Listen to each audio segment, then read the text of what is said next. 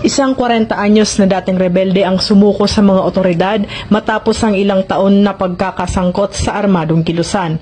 Ang matapang na desisyong ito ay nagmamarka ng isang makabuluhang pagbabago sa kanyang buhay na sumasalamin ng isang pagnanais para sa kapayapaan at isang pangako sa muling pagtatayo ng kanyang hinaharap.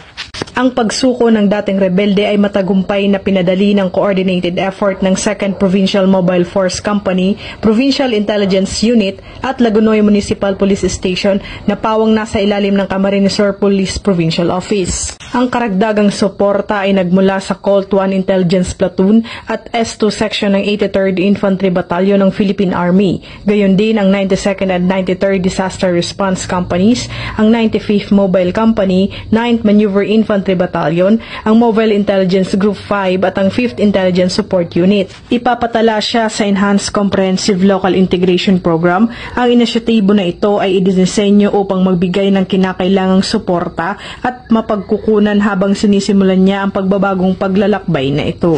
Si Police Brigadier General Andre Perez Dizon, Regional Director ng PNP Bicol, ay nagpapaabot ng taus-pusong paanyaya sa iba pang nasa armadong kilusan na humihimok sa kanila na sumulong at yakapin ang landas ng kapayapaan. Lalong kumpiyansa sa ating PNP na kung saan nire-report na po nila yung mga nakikita at nalalaman nilang mga suspicious looking at mga illegal na nangyayari sa kanilang paligid. Ito po ay magkamag-anak na dalawa. Yung crime prevention strategy natin at crime solution nagkaroon ng katuparan dahil po doon sa pagpapakita natin ng mga pulis sa ating kalsada. At yung sustain po talaga.